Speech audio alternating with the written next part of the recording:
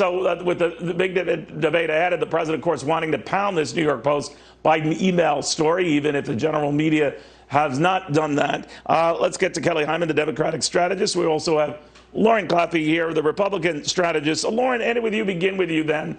The president has a very busy, aggressive campaign schedule. Again, it stops in Pennsylvania, just the latest, battleground blitzkrieg he's been on, while the former vice president's been hanging low. Now, a lot of Democrats are saying, well, it's a strategy that's working for him. What do you say? Yeah, it's very apparent that the Democrats believe that the less of Joe Biden the American people see, the better this is, because they want the election to be a referendum on Trump. And I do think we're actually seeing that play out on the polls. I mean, the polls are holding very steady. They're very tight in the Midwest in particular, in some of those battleground states like you mentioned, Pennsylvania, Wisconsin, Ohio, within the margin of error. And it's really coming down to, I think at this point, a turnout game for both campaigns. I don't think that there's going to be a lot of news or big shakeups in the next couple of weeks that are going to change people's minds, especially when you look at how many people have already voted. 27 million and even more have already registered to vote. And we're expecting a lot of Republicans to come out and vote on November 3rd. But not a lot of undecideds. I think this is really going to come down to field operations, making sure that people actually vote with they've requested ballots, and how many people turn up at the polls on November 3rd. Kelly, the better the polls look for Joe Biden, the more money he's been able to raise. It's one of those rare instances where the challenger is raising more than the incumbent president. I'm wondering, though, whether this memo that was released over the weekend warning Democrats that let's not get ahead of our skis here. This isn't over yet. Donald Trump is narrowing the Capitol. How many are looking at it that way, or worried that the former vice president is playing it too cautiously? Well, I think it's always a concern in any election until the votes are all in and the American people decide. You never know. I mean, every poll has a margin of error. That's why it's really important for people to get out and voice their opinion and vote. And so I think that's why there's, always concern that there might be some issue with the poll. Having said that, Biden represents what American people need right now, and they need a change. People are struggling personally, professionally. No, we hope to get that connection back with her. But Lauren, let me ask you a little bit about this momentum and this incredible enthusiasm as people, already file ballots. As you said, we're close to 30 million such ballots already being filed. It's running 10 times the rate it was 4 years ago at this time. 2/3 of those ballots supposedly are Democratic ballots. This doesn't mean they automatically are voting for the Democratic candidate, but it does telegraph that. So I'm wondering whether there's worry or panic setting in, or that these votes are just displaced votes that would have been that way on Election Day. They're just materializing earlier.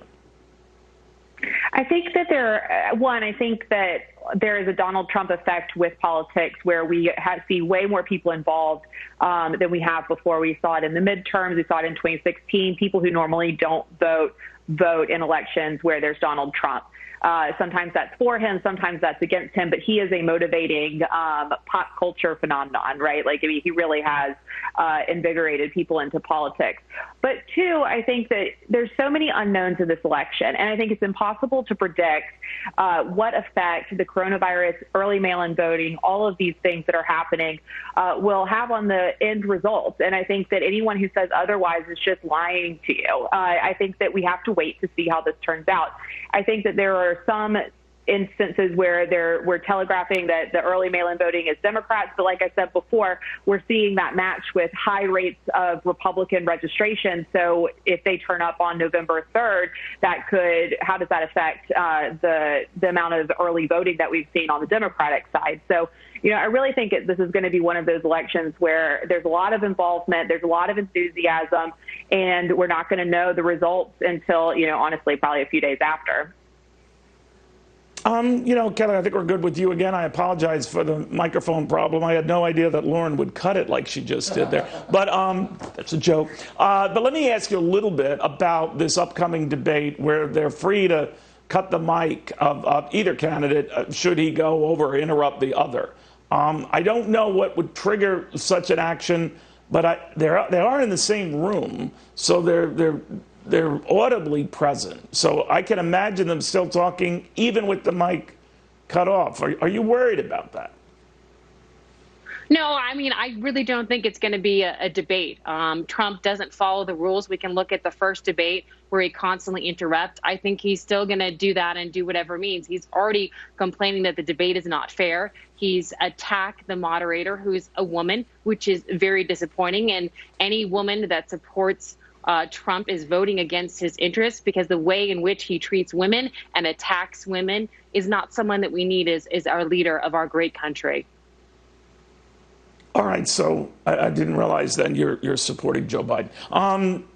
Again, a bad joke on my part. So let's flip around, guys, about where we'll be at the end of this week. We could be up to 45 million mail-in ballots done already. We could be, by the time Election Day rolls around, 100 million such ballots. It would be the first time there was more voting beforehand than on Election Day itself. It's going to change the dynamics. Do you think right now that this stands a good likelihood, Lauren, of dragging on for days, some even say weeks? Or is it your sense that even though that's a growing consensus, someone could put this to bed earlier than thought?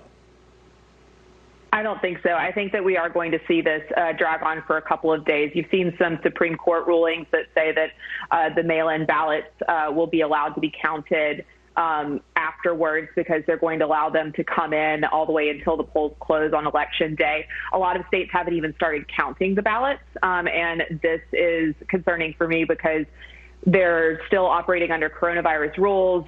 There's going to be less workers. There's going to be a lot of chaos. These systems are not set up for this necessarily. So I think there is going to be a lot of confusion. I think it is going to take a couple of days to sort this out. And I think that American people are going to have faith in the results and in the system, because ultimately our democracy is based on fair and free elections. So we're going to have to trust the results. All right. We'll watch it closely, ladies. Thank you both very, very much. We'll see how it sorts out first of the debate.